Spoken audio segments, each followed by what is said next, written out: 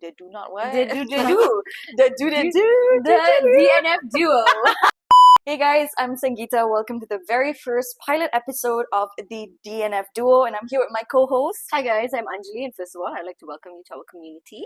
Yes, we would love to welcome all of you who are watching right now, whether it's just 1, 2, or 10 of you. We appreciate you guys watching because we're huge Formula One enthusiasts, and we realize that in Malaysia there's a huge fan base, but not a safe space to talk about all things motorsports unfiltered. So if you like chaos, unfiltered talks about motorsports, and you're just passionate about Formula One, and then you're in the right place to be. Exactly. So even if you've been watching since we had Sepang days, Schumacher days, or even if you are a newer fan and just randomly started watching Drive to Survive on Netflix because it looked really chaotic, this is an extremely safe space with a lot of unfiltered chaos, yet deep-rooted with passion.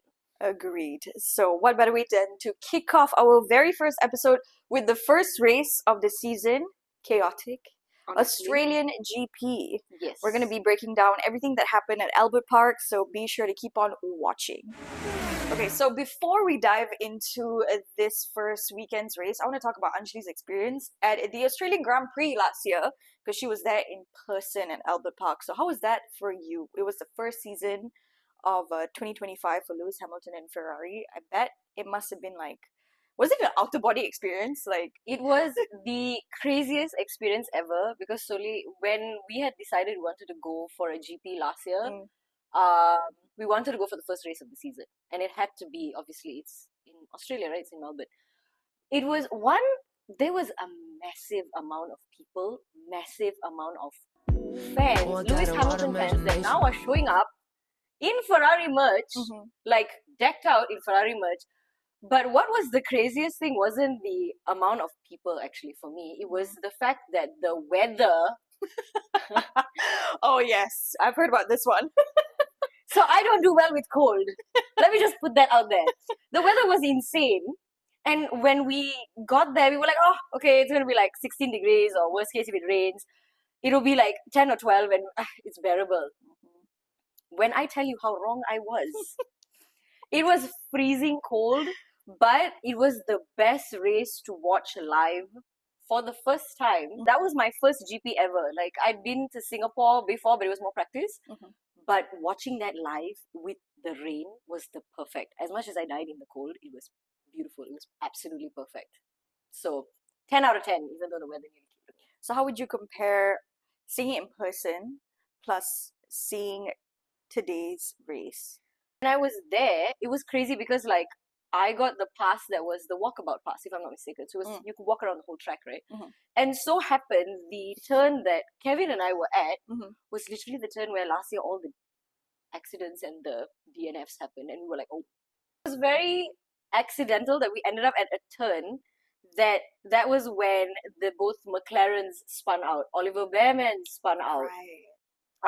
Basically everything happened like right in front of you. So for me, it was more of an experience like from going to watching it on my TV to like, oh my god, these cars are life size now. So that was like a literal oh my god moment, you know, like you said, an out of body experience sort of thing. So that was really fun.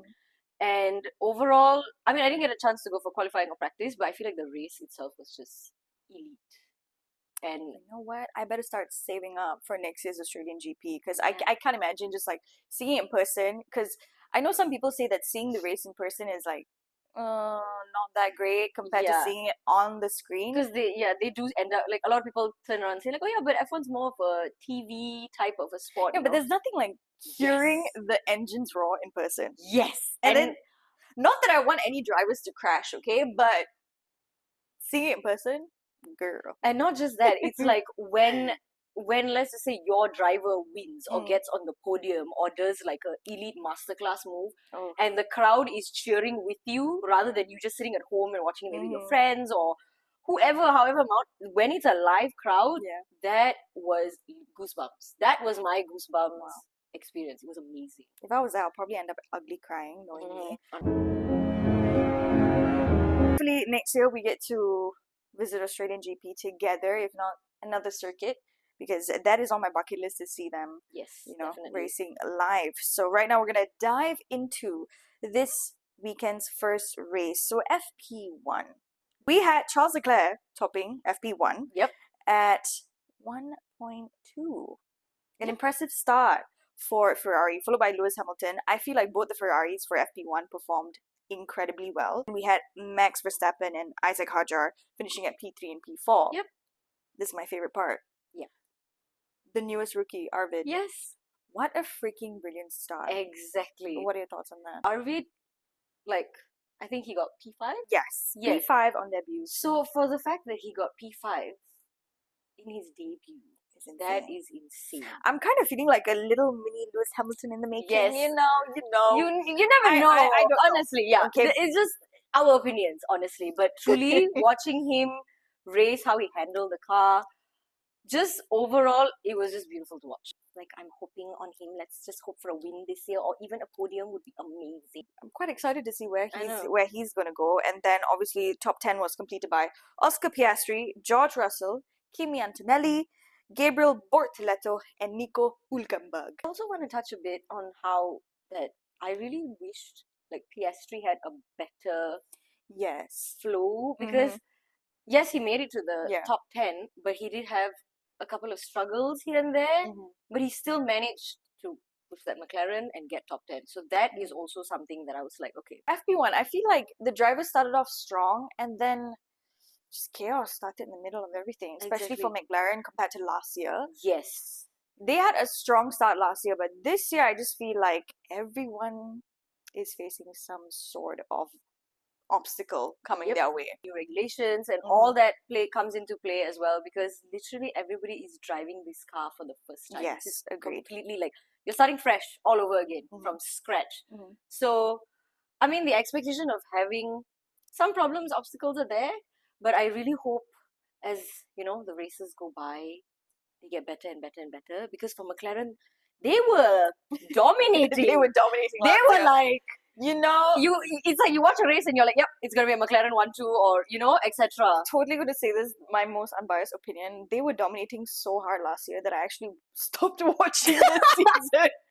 I mean, I don't blame you, because I was like, what in the world is happening? But great job though, great job. Yes, great job. During FP1, several drivers faced issues. We have Fernando Alonso with power unit problems and Lance Stroll as well. I feel like, let's talk about Aston Martin. Yes, I was just about to say Girl, that. take it away. What is happening at Aston Martin? The fact that I was just randomly scrolling, reading articles on TikTok, Instagram, whatever it is, right? Yeah. And then to see that the Aston Martin drivers, because the vibration in their car is so damaging that it could lead to nerve damage, that is actually insane. Worrying for these drivers, because you have somebody like Fernando Alonso, who's what? He's like young at heart. Yeah, he's literally young at heart. And then you have someone like Lance Stroll as well, who doesn't really want to be there. Unfortunately, doesn't really want to be there. But I'm assuming the boy is trying. But to put them in a car that is so dangerous for them, is scary. Like, I feel like Aston Martin really has to do a whole revamp. For any driver, being in that situation is extremely dangerous, because people forget Formula One is a dangerous sport. Exactly. Each time these drivers race, like, their lives are at risk. For the hours that they train, the effort that they put in to be driving that fast. Not only that, the diets that they're on. Yeah, it's insane. And at the speed they're going, it is insane, and it is a dangerous sport. And I mean, these drivers work really hard to not only train themselves and take care of themselves, they should be given cars that can, you know, like correlate with that. Like, the driver's working hard, the car should be able to push and be in points and be winning something. Exactly. Because, you know, as much as the driver's going to push, the car's got to push too. Okay, let's move forward to Lando Norris and his gearbox issues. Happening. Fantastic start last year. Yes. This year, a bit worrisome. I really did not expect that. I expected, like, seeing Lando win, right? Yeah. Okay, so he won the World Drivers' Championship last year. So coming into this year, I expected, like, okay, cool, he's gonna, you know, he's gonna dominate. He's gonna dominate again. Like, once you win once, you just want to keep winning. Yeah. It's really not easy to win a championship. And then to come into this year, truly, I actually expected it to be a McLaren dominance again. So when I saw Piastri's problems, and then I saw the gearbox issue with Lando, I'm like, what's happening in the house of McLarens? We're all wondering the same thing. Yeah. Basically, the entire event that happened during FP1, like strong start for Ferrari, strong start for Red Bull, some issues for McLaren, Aston Martin. We have dived into that, and now we're going to go into FP2. Diving straight into FP2, I want to talk about Aston Martin, but Anjali, I know you have a lot to say, so take it away. So in FP2, it was good that we saw both the Aston Martins come out. Like, I think Alonso managed to do about 18 laps, and then we have Lance Stroll who managed to do 13 laps, which is good because in FP1 they didn't even manage to do any. So it was really nice to see that. But again, I feel, okay, this is personally, okay, very personal. Do not come for me. Do not filter. Yes. Go ahead. I feel really upset that we saw the big change, that Adrian Newey went to Aston Martin, and we all, I mean, personally, I felt like I had big expectations that the Aston Martins were going to be fast. Same. Like, fast. The man created the Red Bulls. Hello. Literally. Max won 4 world titles. Hello. So I really expected Aston Martin to come into this year with Adrian Newey there and really perform. So to see the Aston Martins like struggling right now, again, it's a bit disheartening. Sorry. Okay, whatever the word is, guys, you get what I mean. It's sad, basically. It's sad. I would have expected a lot more. So seeing that, I really do hope along the way throughout the season, something good comes out of it, because I cannot imagine being Fernando Alonso, honestly, being in that team and wanting to show his potential, but he can't. Aston Martin does have a lot of potential if they do a whole reevaluation on whatever is going on. Yeah. That's definitely something that we have observed in FP2. Alonso's been one of the oldest drivers on the grid, and you know, it's also a bit disheartening to see him like kind of be behind. Yeah. You know, when he does have a lot of potential to fly as fast as the other cars. Exactly. And like I mentioned again, I do not know what Lance Stroll is doing there. He's just there. He's part of the furniture. Honestly. Living up to our name. Anyway. Yes. No, you're absolutely right. No, that's true. But I do want to dive into Lewis Hamilton and Charles Leclerc placing P4 and P5. They did also face obstacles like Max Verstappen, like hitting the gravel. Multiple drivers were facing the gravel, including Isaac Hadjar. Yep. A minor pit lane issue with George Russell. Oh, George. Yes, George. Sorry. George Russell and Arvid. Yes. But I do want to talk about this one rookie, right, who has entered the new season. Very impressively finished. Honestly, at P8 behind reigning world champion Lando Norris. I really did not have any form of predictions about Zero. him. Like, I thought, okay, this, you know, he's an 18-year-old, he's coming into the sport, let him feel the car, see what works for him. And basically, it's his first year. He's like, you know, he's supposed to have a bit of fun, you know? Yeah. Although, yes, as a F1 driver, they are massive commitments and there's massive responsibility on your shoulders. But I would have just assumed that he's just coming in to have a little bit of fun and see, you know, play his cards right. And he's literally shocking us by being in top 10, FP1, and now FP2 as well. That's crazy. Coming into this new season of Formula One, trust me, guys, like Anjali and I had zero expectations because 2025 was a rough season. 2025 was the season that gave me depression. Yes, anxiety. I hated Mondays. I hated when the week would get closer to the weekend because I knew I was just going to be in more pain. So definitely coming into the 2026 season, like zero expectations, zero predictions. So having this particular weekend coming into FP1 and FP2, really, really impressive. And I can't wait to dive into FP3, qualifying and the race. So if you're still watching, you don't want to miss out. Diving into FP3, Anjali, Mercedes were honestly silver arrows for the first race of the season. And Toto, we see what you're doing in the garage. Honestly, we see you. Also, it reminded me of how, like, every time there's new regulations, the Mercedes just end up flying. Like, it happened in 2014, if I'm not mistaken, when the new regulations came out then. And then now, they're just flying. No doubt, yes, Kimi had a really bad crash. And when I first saw it, I was like, okay, I really, like, oh my god, is he okay? Thankfully, he was fine. Everything was fine, he was okay. Yeah, coming into FP3, Carlos Sainz had to issue a virtual safety car and a red flag, stopping near pit entry with his Williams racing car. Honestly, I feel for Carlos.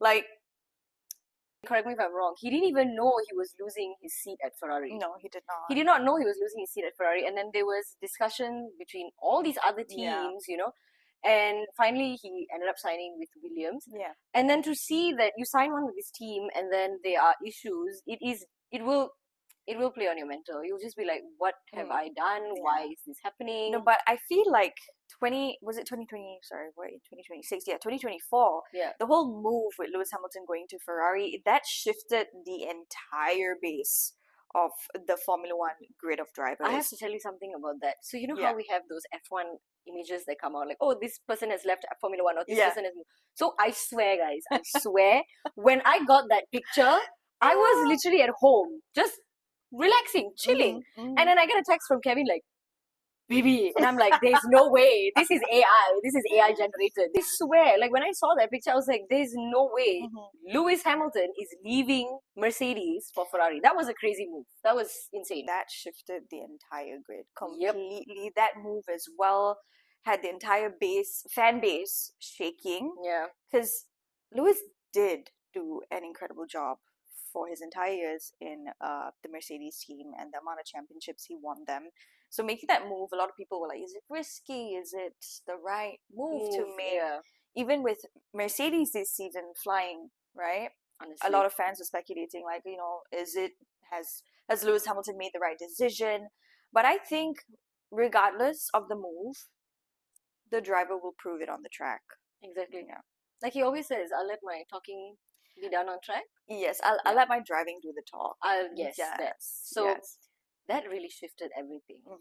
So speaking of Lewis Hamilton in Ferrari, let's talk about Charles Leclerc, where he for FP3. At one point in FP3 he led mid-session behind Kimi Antonelli, if I'm not mistaken, before the crash happened, and Lewis Hamilton. So that is Charles Leclerc. To be very honest, he does not get the hype as much as he should. He is an amazing driver. Given the right car, he will fly. And he is really focused and is able to really execute it and push the car. Definitely. Starting from FP1, FP2, and FP3, like very strong start from Ferrari and Mercedes and Red Bull, despite the obstacles they face. So we're going to be diving into qualifying next, and that's where the chaos happens. Massive chaos. So stay tuned. Now we're diving straight into qualifying major setbacks and incidents, starting with Max Verstappen's crash in Q1, bringing out a red flag and leaving the four-time champion all the way down to P20 on the grid. When I saw that, I'm not even going to lie when I say I literally gasped, because at first, genuinely, I didn't see the number in the car yet. I just saw the Red Bull, right? Yeah. And I thought like, okay, wait, is this Isaac Hajar? Did this, can this boy not catch a break after last year? So I was like, oh my god, no. And then when I saw it was Max Verstappen, I was like, what? It's like all the world champions are getting it hard. Yeah, honestly. Exactly. I was just like, oh my god, there's no way. Also the fact that he had to be cleared for like wrist x-rays because the crash was a bit pretty intense. It was pretty intense. I remember when I was watching qualifying, he had walked out and he kept like shaking his wrist to just check everything, and I was like, oh god, no, like is everything okay? But I can't wait to dive into the racing part of our segment. But before we dive into that, we want to talk about Kimi Antonelli raising a red flag in Q3 when his cooling equipment fell off his car. Now, basically, that was literally an unsafe release. Also, he received a €7,500 fine, which you said previously, I think off camera. Anjali was like, I don't think that's fair. No, it's not. I mean, okay, see, in the past, think about it. In the past, when any driver has done an unsafe release, an unsafe release, basically, they are almost always given a 5-grade penalty.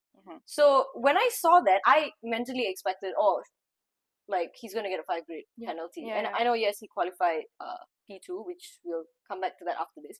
But when the results came out, I was like, oh, okay, so he's possibly going to get a 5-grade penalty. And then I woke up this morning and I saw he's just been fined. I was like, So when Sangeeta and I were talking, we said maybe it could be because of the new regulations. Perhaps it could be because of that. Because if we were going to backtrack time, things were a bit different. Yeah. But does Kimi deserve that? No, I don't think he did. Yeah. probably a grid penalty would have been great, but a 7,500 euro fine. That's a lot of money. I mean, but yeah, they are F1 drivers. Yeah, they could afford it. Yeah. But That's true. diving straight into the last incident is that Carlos Sainz and Lance Stroll unfortunately could not participate due to technical issues with their cars. I mean, it's just a bad streak for Carlos as well, but also Stroll. Like we said previously, like Aston Martin has a lot of work to do with the car. In terms of Williams, we didn't really touch much on Williams. So when I was watching it and I saw how after basically it was right after Max's accident, right? And then I was waiting to see Carlos come out, and then I didn't see him come out until the end of Q1. I was like, what is happening in the Williams garage? Like, what is going on? What is the issue? So I was like, oh, that's it is really sad because I didn't want to see him. I really had high hopes for Williams this year as well. I think I can safe to say both Sangeeta and I have high hopes for every team because we do want to see every team. We want a proper battle. Yes, I think that is what is missing in Formula One, like a proper battle. If we're going to be talking about like 2020, 2021, it was Red Bull versus Mercedes, and you know the drive was there. You know, it had viewers hooked onto watching the race, and I think a lot of Formula One fans are thirsty for that. Yeah, so that's what I really do want to see the other teams battle it out amongst each other. Yes. I mean, it is nice to see just two teams battling it out, but it would be even better to see more. Way more. That would be that would leave kind of like a gap in this season because again, previously, like we said, we could not predict how this season was going to start. So seeing each team, each driver being, you know, the hunger in their eyes. I mean, if you've been around for Formula One, you know that feeling. It keeps you at the edge of your seat. You're like, oh my god, what's gonna happen? What's gonna happen? What's gonna happen after this? Oh my god! But we are, you know, being Formula One fans, we're very much rooting for everybody on the grid. Yeah. I mean, minus our own personal preferences, which we will not talk about. No, but on this podcast, we're basically covering the sport as a whole. Yeah. The overall picture for like FP1, FP2, FP3 in qualifying, Mercedes are flying. They're really right, flying. especially George. Yes, George this entire weekend. I think he kind of left everyone's jaws hanging. Honestly, when I was watching Q3, right, and then he was fighting for his timing for pole, right, and I saw purple sector for sector 1, sector 2, and then I was like, there's no way this man is going to get another purple sector for sector 3, right? And he proved me wrong. The man got purple sectors for all 3 sectors, and not only that, if I'm not mistaken, his pole timing was 1:18.5. Yeah. You know what? We'll just leave it at that. Yeah, we're just because we're just gonna leave. Literally, just gonna leave it because I was like, oh whoa, that is insane. It's insane. Hence why we're gonna dive straight into the race of the Australian GP at Albert Park. Coming into the race, what an incredible first race of the season. Starting right off, Oscar Piastri had a rough start. Before he could even get into the grid, he crashed. Yeah. Honestly, I feel like McLaren has had a very rough start this season compared to 2025. Yeah. But let's talk about the starting grid as the lights turned green. First turn was very, very chaotic because every car was literally everywhere. It's like they were just hungry piranhas. Just honestly, I'm gonna fight for the spot. Yeah, exactly. Like within the first turn itself, Charles Leclerc saw the gap and he went for it. He made a turn in, right? Yeah, a turn in. He turned in and immediately became race leader. The first turn itself. Yeah. And then followed by George Russell, and then we had Isaac Hadjar, followed by Arvid at P4 of the starting grid. And let's not forget, even Lewis Hamilton himself managed to squeeze his way into this little fight for a while. And then the first 10 laps was like... basically the first 10 laps was really crazy. Beautiful. Because it was a battle between... absolute cinema. Yes. Yes! It was a full-on battle between George and Leclerc, and then for a bit Lewis came into play as well, and then finally at, I think, was it lap 11? Was it Isaac Hadjar? Yes, he had an engine failure, unfortunately. Yes, engine, and I think it was hydraulics. Hydraulics, sorry. Yes, hydraulics failure. Thank you. No problem. So that happened, and I felt really bad because the poor man cannot catch a break. Since From 2025. from Mm. last year not starting to this year to DNF. But I do believe that he's going to get rid of that second seed curse because he Yes, did definitely. perform really well over the weekend for EP1, 2, and 3 and qualifying. Yep. It's just that, there's a lot of unpredictable things that take place during the race. But Yeah. I do believe, like, he will come back. Like, Isaac, we're rooting for you. You're going to make a strong comeback, especially for the next race. Yes, definitely. I do want to talk about George Russell and Leclerc's fight Yeah, that was for race leader. That was really fun. That, like you said, cinema. That was amazing. Mhm. Like what lap lap one. Lap Mhm. 1, Leclerc was leading, Mhm. and then lap 3, Mhm. George was leading. Yeah. And then it was a constant battle for until like lap 10. Yes. And then it was just Yes, George and then all the way. obviously we had Lewis Hamilton at P3, which was Yes, beautiful absolutely to see. beautiful to see in comparison to last year with Yes. how the Ferraris were struggling last year. So yes. to see that, honestly, it was really nice because like I said, because I was there. Yeah. And Yes, I you did saw it in person. Yeah, Same. so I saw how the Ferraris were Struggling. They They were struggling. They were really struggling. So to see that 180 change to Mhm. this year, where they are Mhm. really keeping up with the Mercedes, especially because, like we've Mhm. said already, the Mercedes are fast. Yep. Like they're fast. Mhm. So to see the Ferraris keeping up and actually being able to have their battles is beautiful. It's beautiful to I love see. it. It's absolute cinema for Formula One. Exactly. And I do have to say that, like, Mercedes pitted Russell and Antonelli Yes. during the VSC, gaining a track position while, like, Ferrari stayed out. Yep. And then another thing I want to highlight is Alonso.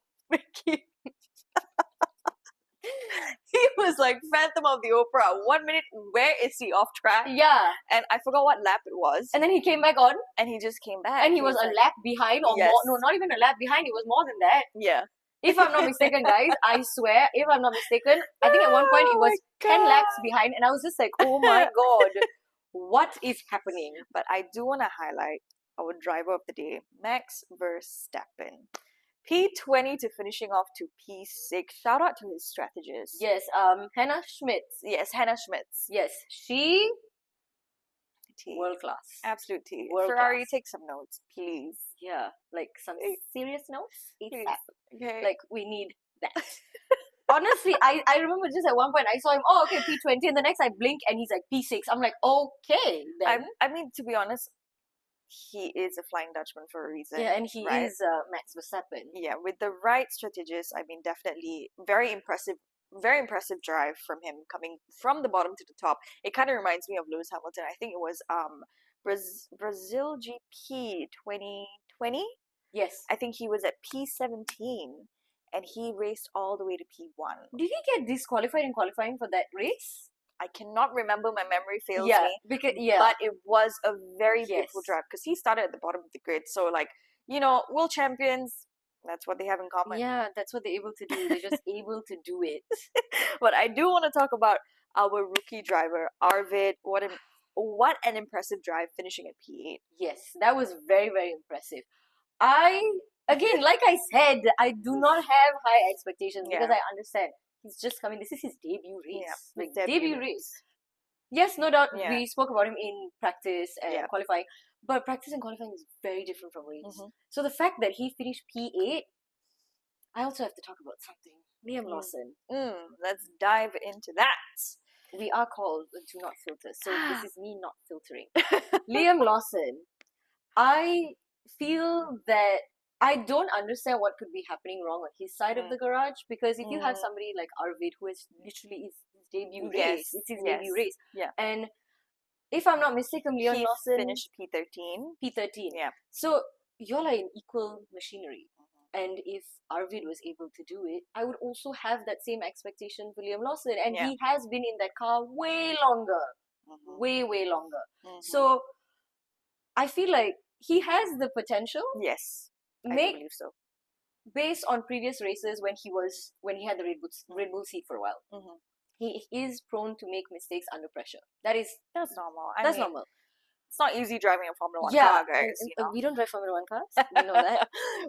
we just love to observe and we're Yes. fans of the sport. But hey, And yeah, we could never be in your position. That's True. it. That's it. but he has that potential there. Yes. If not, he wouldn't have gotten the Red Bull seat. No, absolutely not. No. And yes, as Mhm. unfortunate as it is Mhm. that he went back to Visa Cash App, Mhm. I feel like he is more accustomed to that car. Mhm. He knows it a bit better. Mm. So I just wanted to know today what happened, that why both cars couldn't be in the points. You know, we would have loved to see that. I would have loved to see both cars in points. Yes, something like Mercedes finishing right behind each other. Yes. It would have been nice to see, like, especially Leclerc and Hamilton finishing behind each other. Exactly. Yeah, I mean, at the end of the day, that would have been really beautiful to see. Exactly. But I do want to also talk a bit about Lando Norris finishing right in front of Max Verstappen at P5. Solid drive despite a rough start from McLaren. What are your thoughts on that? It was a really good drive because to have Max Verstappen behind you, and we saw how they battled it out last year. So I can't imagine what Lando Norris was going through. Yeah. I did not want to be him. However, what I did notice was that towards the end of the race, Lando Norris had finished about almost 35 seconds behind Lewis Hamilton. 34. 34, yeah, sorry, 34. thank you. 34 seconds behind Lewis Hamilton. That is a big gap. Huge. That's huge. So, again, we talked about how he's the reigning world champion. The McLarens won the constructors last year by a massive margin. To what? Yeah, to like what was it? Mercedes? Yeah, it was to Mercedes. So to see that you were dominating, Lord, and to see you come into the first race of this season. It's not nice to but see. to be fair, it is the first race. Yes, right. again, Out yes. of the entire lineup that we have throughout the year, like I feel based off this Australian GP, it's going to be incredibly exciting to see what is in store for each team, Exactly. each driver. I think Australia kind of set the benchmark for each driver, like where they could improve, where they were lacking. For those who were like steadfast ahead of everybody. Yeah. I mean, Mercedes. Yeah, we see you. Toto Wolff, we see you. But also, I want to touch a bit on Gabriel Bortoleto finishing at P9 for Audi. Exactly. Okay. That was I was like, oh damn. And Pierre Gasly finishing at P10. Okay, at least Flavio. He doesn't. He has something. Why can I say his name? Flavio. Yeah. Wait, Flavio. I have to say it in his accent. Flavio. You are shit. Get off my grid. So anyway. At least now he won't say that to him. But yes, today's race was for all 10 drivers, the top 10 specifically. Yeah. So we have George Russell, Kimi Antonelli, Charles Leclerc, Lewis Hamilton. We have Lando Norris, Max Verstappen. Who was P7? Girl.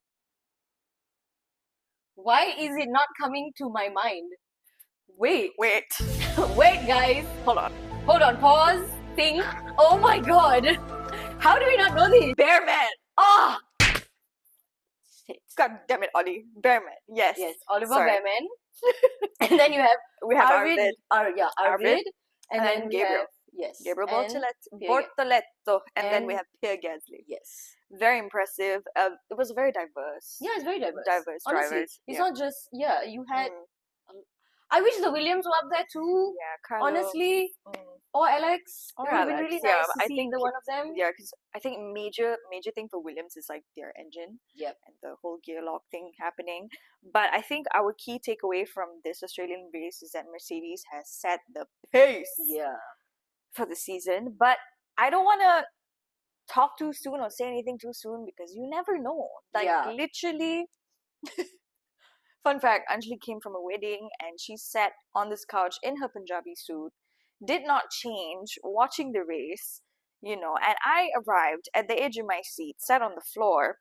And we were just like, oh my god, the whole way through. Yeah. Also, Kevin and I even watched a bit of it in our car on the way back home. Because that first turn is so important. First turn did not disappoint. It did not disappoint. I would have to say such an incredible start to the 2026 Formula 1 season.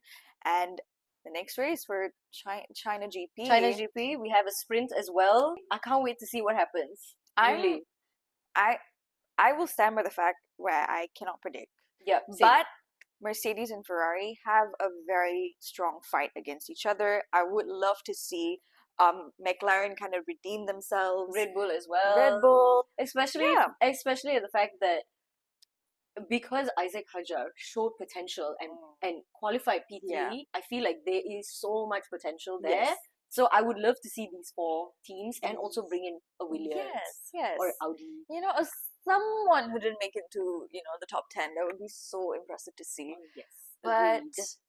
yeah, that basically wraps up The our Australian GP. entire takeaway on the do not do what They do. the The DNF Duo.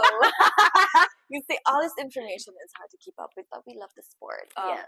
But yes, that basically wraps up the DNF Duo. And if you've made it till the very end of our first pilot episode, thank you so much. Thank you. And like we said, if you're new here, this is a safe space, so be sure to leave any questions you have about the Australian GP or just about Formula One in general. And we will definitely want to include a questionnaire segment in our next episode. So be sure to like, comment, subscribe, and we shall see you in... and also click that notification button so you get notified every time we post a video. Every time. Yes. So we shall see you in the next episode for the China GP. This is Sangeeta. This is Anjali. And we're signing out. Bye.